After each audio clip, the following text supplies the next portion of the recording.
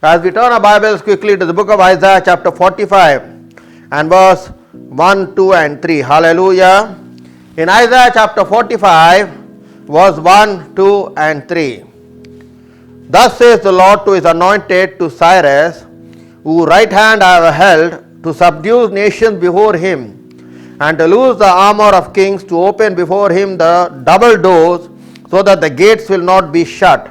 I will also go before you and make crooked place straight. I will break in pieces the gates of bronze and cut the bars of iron. I will give you the treasures of darkness and the hidden treasures of secret places, that you may know that I am the Lord who called you by my name. I am the God of Israel. Hallelujah. The Bible clearly says God is speaking to his anointed. What God is speaking to the anointed? He says, I have called you to subdue nations. Hallelujah. To open before double doors and the gates will not be shut. Hallelujah. God will go before you and make what is every crooked place straight, and I will break into pieces the gates of bronze and cut the bars of iron. That means every prison door the Lord will deliver you. Hallelujah. When I say prison door, I don't speak of a physical prison, I speak of a spiritual prison. Hallelujah. Because many people don't understand that devil has put many people into prison, into bondage, into slavery. That's why many people in this planet earth, they do not get saved. They do not accept Jesus Christ as the Lord and Savior because the devil has put in them into prison. But here the Lord is saying that when you are anointed, that I have given you the power, what, to break everything. Hallelujah. To break every prison door, to break every gate. Hallelujah. That's what the anointing will do. Hallelujah. That's what the anointing of God, that's what directly today God is speaking to Cyrus. In the same manner, God is speaking to you. Amen. But he has anointed you for a plan and a purpose. Hallelujah. And this is very much important, and that's where you have to be anointed by God with a plan and a purpose. The anointing of God is very much important in your life for you to win every spiritual battle. Hallelujah. You know something, we need to understand that we are always in a spiritual war, we are always in a spiritual battle. We are always fighting against an unseen enemy which you and I cannot see. Hallelujah. The problem with many people, because we do not see, we do not believe. But there is an enemy who is always fighting against us. Hallelujah. The Bible clearly says in the book of Revelation chapter 12 verse 11 and 12, clearly what he says, the Bible clearly gives that who is the person. He says that the accuser of a brethren is accusing the children of God day and night, but they are overcome through the blood of the Lamb and what? Blood of the Lamb and the word of testimony. Hallelujah. That's what it clearly says in Revelation chapter 12 verse 11. It clearly says that what is 10 and 11 is says that they overcome through the blood of the Lamb. Hallelujah. And the word of the testimony. And thus today the Lord is speaking through each one of us. Hallelujah. That if you are an anointed servant of God, and that's the way today God is telling, you will not die before your time. Hallelujah. The enemy cannot kill you if God has planned and purpose for you to live. Amen. Did you understand my point? I am telling you. The enemy cannot terminate or kill you before your time if it is in the agenda of God for you to live. Amen. I can give you clearly examples. Many times in the Bible, we look into the narrative of 1 Samuel. Many times, we know that King Saul was jealous of David. We clearly know that. And every time we see that there was an evil spirit that was always tormenting who? King Saul. And every time he wanted to kill who? David. But then God, you know what God used? God used Saul's son Jonathan in always rescue him. So every time whenever Saul wanted to kill David, what happened clearly? Jonathan would have gone and tell David, because you know something, Jonathan's heart was closely knitted with who? With the hearts of David, and that is what the Holy Spirit is knitted with us. The Holy Spirit will tell you in advance the plan and the purpose for what the enemy wants to do to you. Hallelujah. That's why I always say that we need to operate under revelation. That's what the Holy Spirit is given to each one of us, revelation. That's what the Holy Spirit will reveal to you what is going to take place in the future. Hallelujah. And that's what we see, that Jonathan, every time whenever King Saul determined in his heart to kill David, immediately he ran and told David that this is what my plan. And many times we know that because Jonathan was able to inform David at the right time, David's life was saved. Hallelujah. Why? Because the Bible says that the enemy cannot kill you, the enemy cannot finish you if God has not given permission. Hallelujah. And that's what we see clearly many times, my brother and sister in Christ. And thus way, if you are an anointed servant of God, the Bible says clearly that the devil cannot terminate your life. Hallelujah. Amen. Because that's way sometimes we see premature deaths.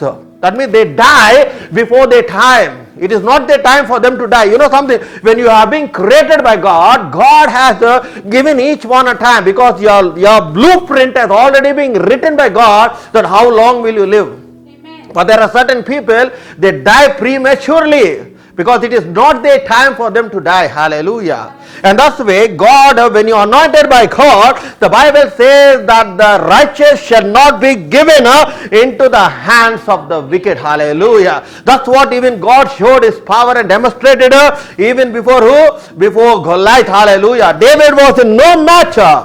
David was in no match. If it's not David, if it was someone else who was before Goliath, Goliath would just killed him like nothing. You see clearly, if it was not David, but because David was anointed by God. Amen. And that's the way the Bible clearly says, what he says, you uncircumcised Philistine, you defiled the living God, for today God has given you in my hand. And what he did? He was able to kill Goliath. Hallelujah. Amen. You see clearly, my brother and sister in Christ, and that's very much important. And that's what we must clearly know when we walk with God. Hallelujah. And that's what even if you see in Psalm 18 verse 50. Psalm 18 and verse 50.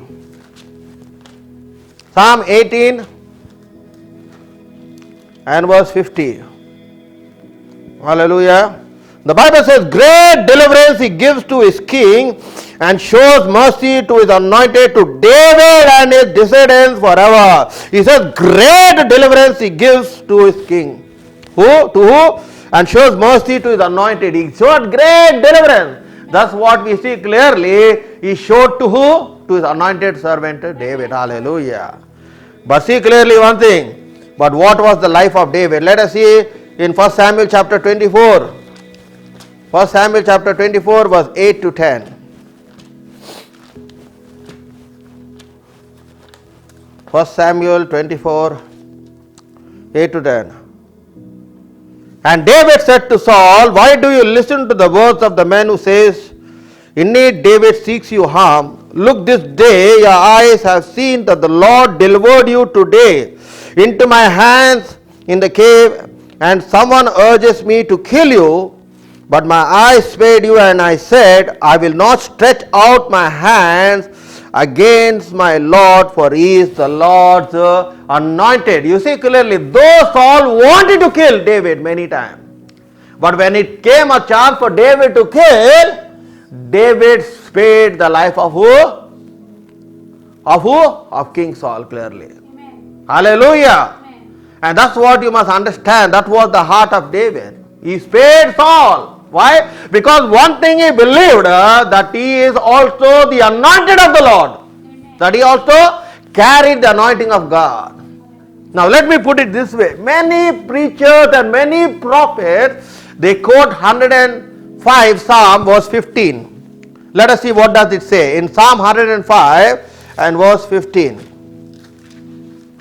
It says clearly, saying, do not touch my anointed ones and do my prophets no harm. Do not touch my anointed. That's what many pastors, many preachers, many prophets, when they have to speak to some people, they say, do not touch. That's what they quote from the word of God. Now you need to understand that this word which has been written, is it a physical harm or whether it is verbally? We need to know, because today we are going to examine everything what the word of God says. When God says something, we need to know what is the meaning of every word that is being written in the Bible. Amen. So, but many people they quote, do not harm the anointed, they will quote. They will be up to many tricks, they will do many things however they like, but when they come, if anyone says something, they say, do not harm the anointed, as what the word of God says, because God will take vengeance over you, a thing. But here we clearly see that it was a physical harm. Let me show you clearly what I mean. Let us go into 2 Samuel chapter 1 and let us read verse 14 to 16. 2 Samuel 1, chapter 1. So David said to him, Yes. how was it you were not afraid to put forth your hand to destroy the Lord's anointed? Yes.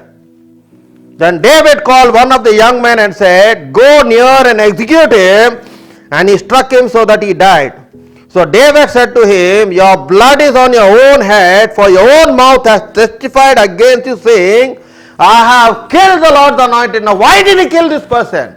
Because this person is a servant, is the alien, he is the Amalekite who came and gave this report to David saying that King Saul and Jonathan has been killed in the battle and his life was still inside him. So I took the sword and struck him because King Saul said that.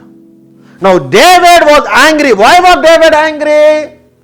Because clearly here it says that the servant of the enemy, the Amalekites, you see clearly, who killed Saul, has said with his own mouth, and immediately here we see that David executed that servant. Hallelujah. Why? Because he touched the Lord's anointing. So here basically it is a physical experience, it is not verbal. It is not verbal. Because if you believe you are anointed by God, leave it. Because vengeance belongs to God. Amen. But don't try to take and misuse or misinterpret or misquote the word of God and say that, oh, this is what now. Finish. He has spoken as the prophet. Fire will come and destroy you. Why will fire come and destroy you? Is not God merciful? God is merciful because we are operating under grace.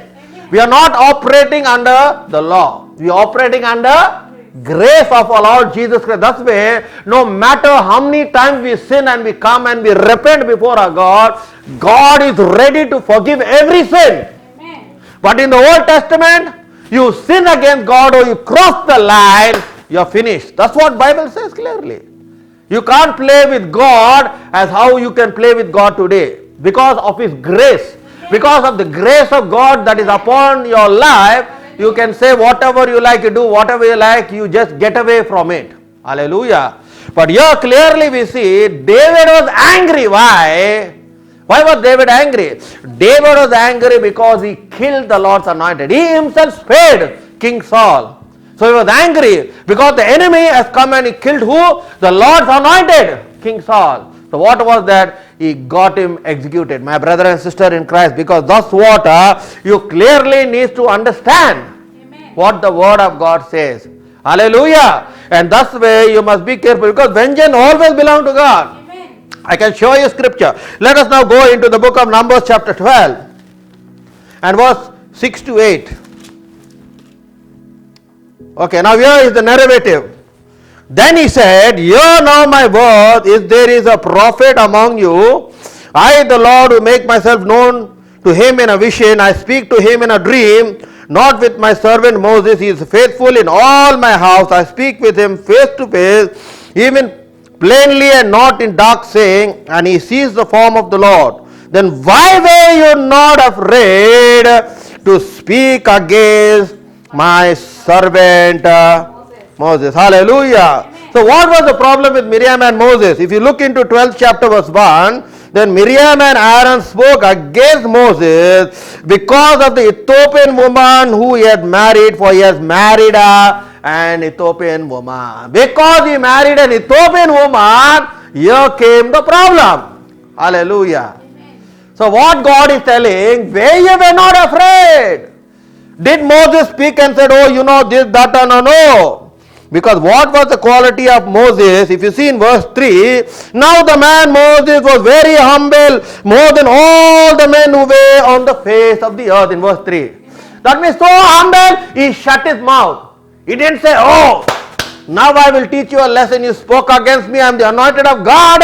I will tell God to destroy. He didn't say. I'll tell you something. If you believe that you are the anointed of God, and if anyone speaks against you, be silent. You know why? Because God, the Bible clearly says that God heard what they said. In verse 2 it says clearly, hallelujah. So when they said, has the Lord indeed spoken only through Moses? Has he not spoken through us also? And the Lord heard it. The Lord heard it. That means God is listening to every word what people say.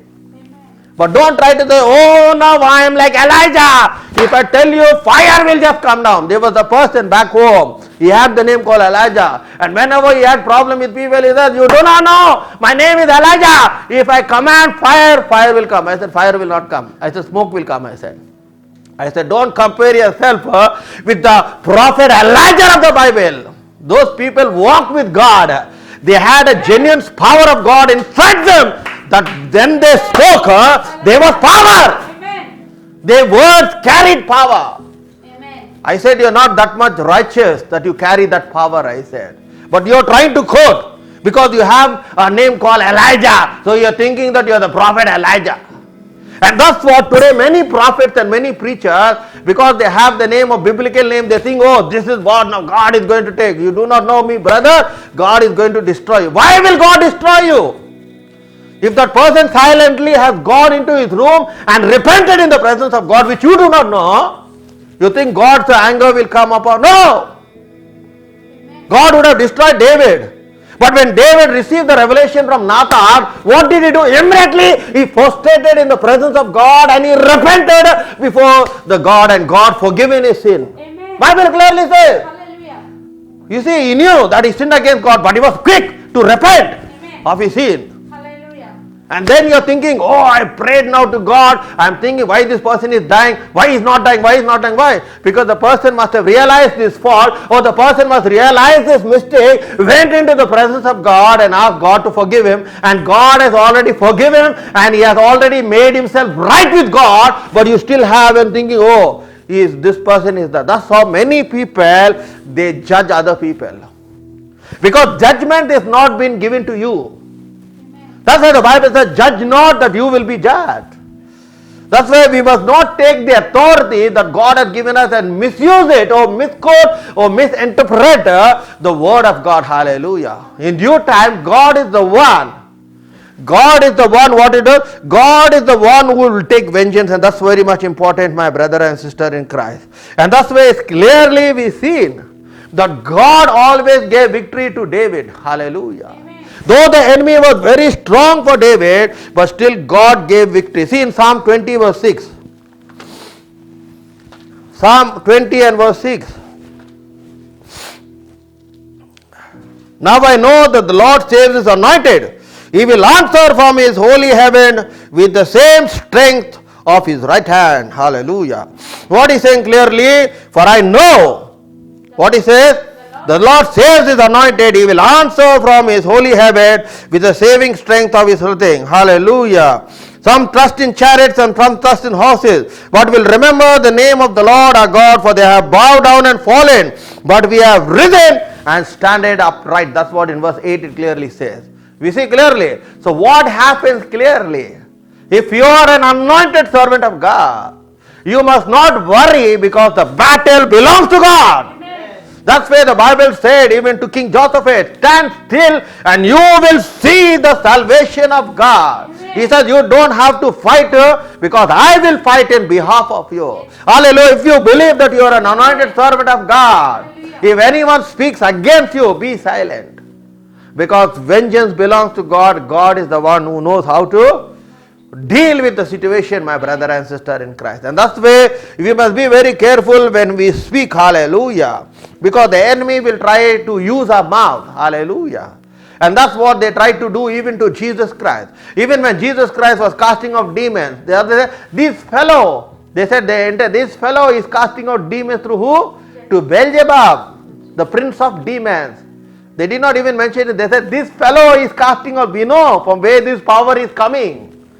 This power is not Holy Spirit. This power is from the prince of Beelzebub. He is casting out demons. That's when we see that Jesus was very angry. He says that any word spoken against the Son of Man shall be forgiven. But anything spoken against the Holy Spirit shall not be forgiven, not only in this generation, hallelujah. Blaspheming against the Holy Spirit, my brother and sister in Christ. They blasphemed because it was the genuine power which Jesus Christ was operating, but they say that this fellow is casting out demons through the prince of demons, Beelzebub. You see, that's why you must be very careful.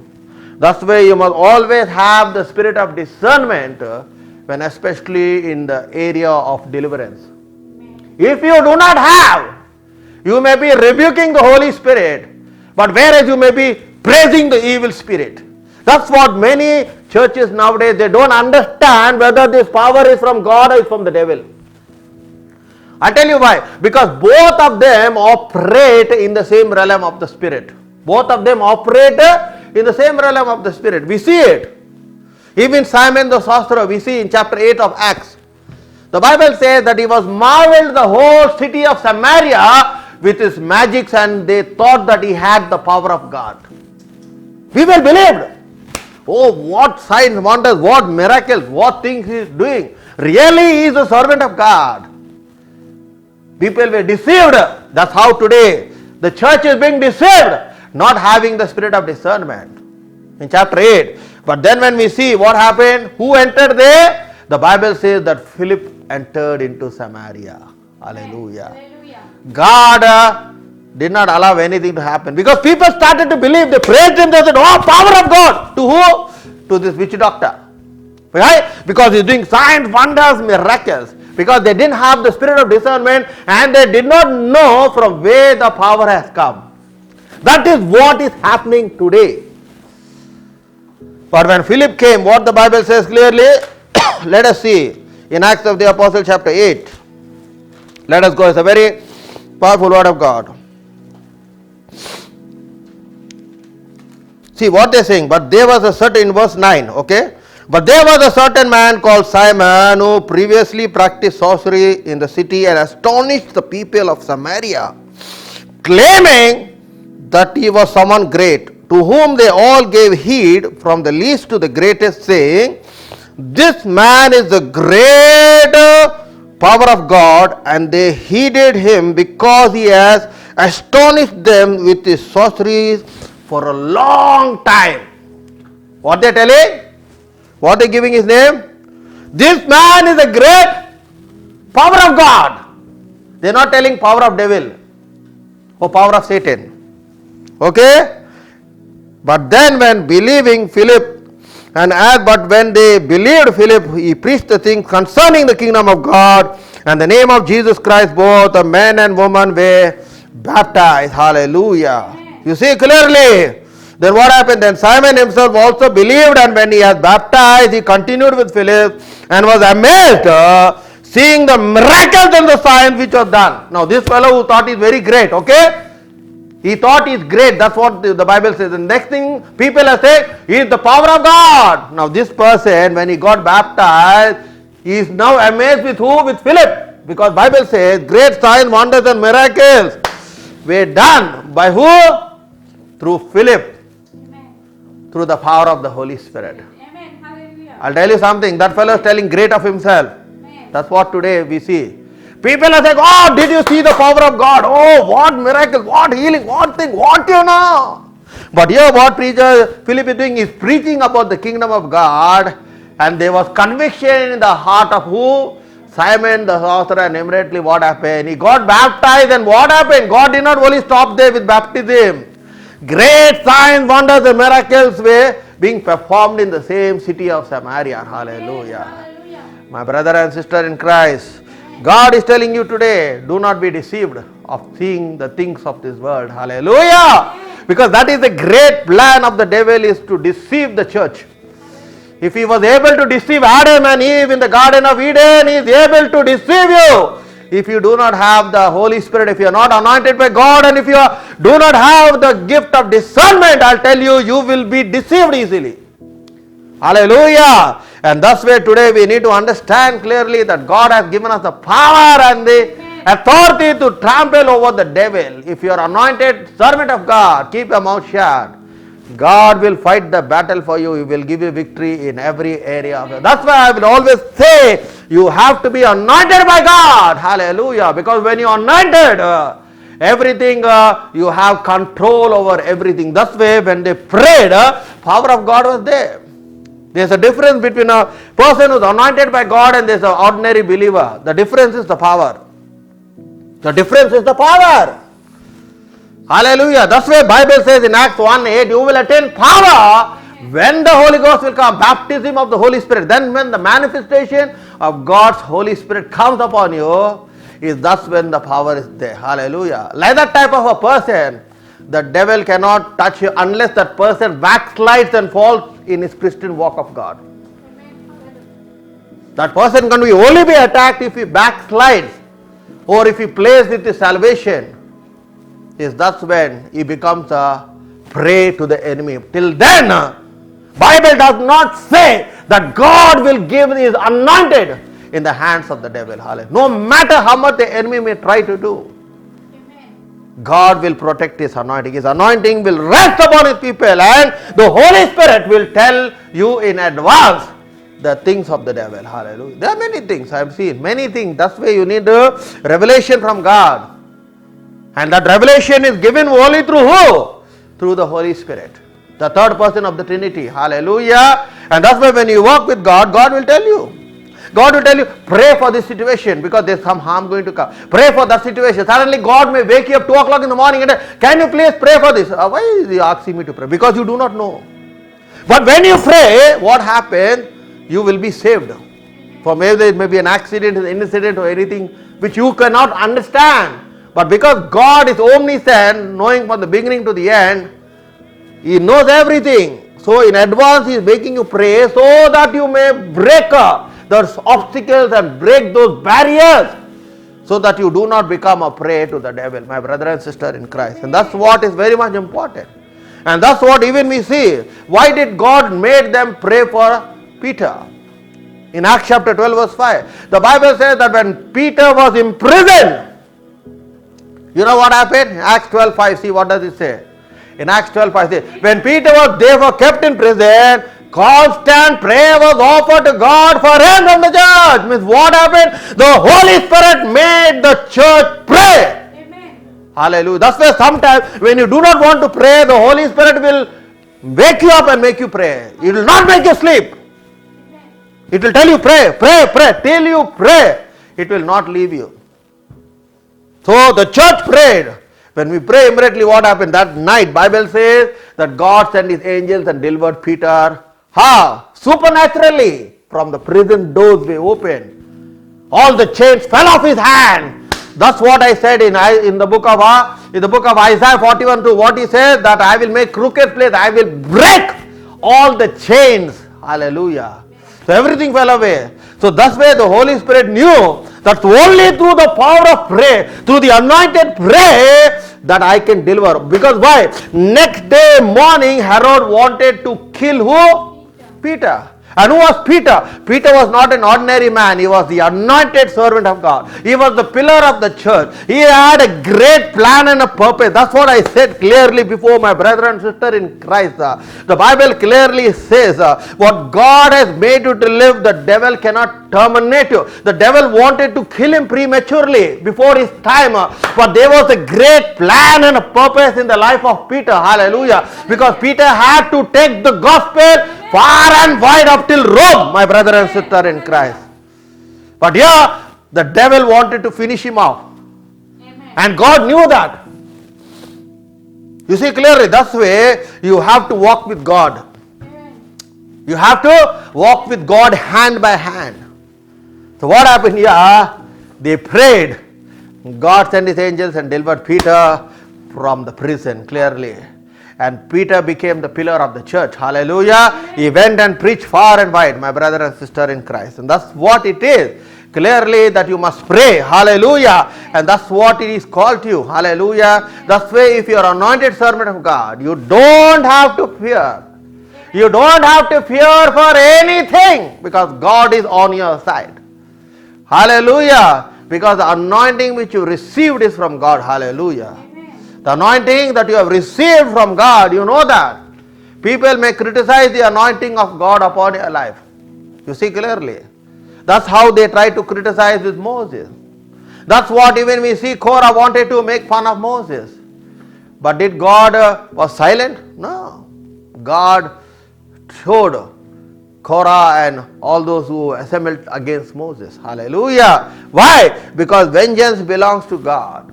God will fight the battle. Amen. And God will not put you shame before your enemy. That's why God destroyed Goliath. Through who? Through David, who was just an ordinary boy. Hallelujah. Amen. He was just an ordinary boy. He did not have physical strength. But one thing, he was anointed by God. Amen. Thus the anointing of God will take you very far. The anointing of God will never leave you. And that's what happened even to Elisha. That even when he was buried in the grave, what happened? What happened clearly? What happened? They brought a dead corpse and threw it. Where? Into the same place where the prophet Elisha was buried. Immediately what happened? The corpse touched the bones of Elisha and the anointing hit him. With the anointing hit, what happens? Every dead situation becomes alive. Amen. That's what the anointing does. That's why when you are anointed by God, there is power in your prayer, there is power in your worship, there is power in your preaching. Amen. There is power. Hallelujah. And that's very much important, my brother and sister in Christ. When there is power, the devil trembles. Hallelujah. Amen. The devil trembles for what? He trembles for the power of God. Hallelujah. Amen. And that's why, because God has given power for you and me over who? Over the devil. Amen. That's why he trembles what? He trembles the power of God. Hallelujah. He is not just afraid of you because you are preaching the word of God. He is afraid because you have the power of God to bind him. That's what Jesus Christ said, that what you bind on earth shall be bound in heaven, and what you loose on earth will be lost in heaven. Amen. Who said those words? Jesus said it to his disciples. That means I have given you power to bind and to release. Hallelujah. Hallelujah. He has given power to bind and to release. Hallelujah. To set the captives free. That's what Isaiah 61 verse 1 says. For the Spirit of the Lord is upon me. He has anointed me to preach the good news, to heal the brokenhearted, and to set the captives free. Hallelujah. One man is enough to set the captives free. Hallelujah. In the name of Jesus. Hallelujah. If you are anointed servant of God. Hallelujah. And that's what there were many people who prayed, and God delivered churches, God delivered nations, God delivered cities. The one prayer was enough to change everything. Hallelujah. Amen. You see clearly. And that's why when one man goes on his knees and he prays, God delivers the entire city. That was the life of D.L. Moody. D.L. Moody, he used to, whenever there was a revival in a certain city, he will go and he will lock himself in one of the house, and he will pray till the Holy Spirit says, yes, this is now the time for you to go out. When he goes out, revival. Wherever he goes, people just get convicted in the Holy Spirit. Whether he's traveling in a bus, whether he's traveling in a train, whether he's traveling in the marketplace. Revival just happens. People just get convicted under the power of the Holy Spirit. Hallelujah. And they give their lives to Christ. And that's what the anointing does. Because it's the anointing that breaks every yoke. That's what he says in Isaiah 10 verse 27. What? The yoke shall be broken. Because of what? The anointing oil. Hallelujah. See in Jeremiah chapter 30 verse 8 also the same word. Hallelujah. You see in Jeremiah chapter 30 verse 8. For it shall come to pass in that day, says the Lord of hosts, that I will break his yoke from your neck, and you will burst your bonds. Foreigners shall no more enslave them, but shall serve the Lord their God and David the king, for who I will raise up for them. He says, I will break the yoke from your neck and will burst your bonds. Foreigners will no more enslave you. Who are foreigners? Unbelievers. Foreigners means unbelievers. They will not enslave you anymore. That's what Jeremiah chapter 30 verse 8 says. For they will serve the Lord their God and David the king, who will raise among them. They will serve God. That means no foreigner will enslave you anymore. Amen. You will take what legally belongs to you. Amen. Thus way the Bible says, for the kingdom of God suffers violence, I think it's in Matthew 11 verse 12, and the violence can take it by force. You can take it. It does not say you cannot take what belongs to you. That means whatever belongs to you legally, in Matthew 11 verse 12, it says whatever legally belongs to you, God has given you the power to take it back. Hallelujah. What belongs to you, you have the right to take it by. And that's what Bible says clearly, that God will restore everything that what the enemy has stolen from you. Hallelujah.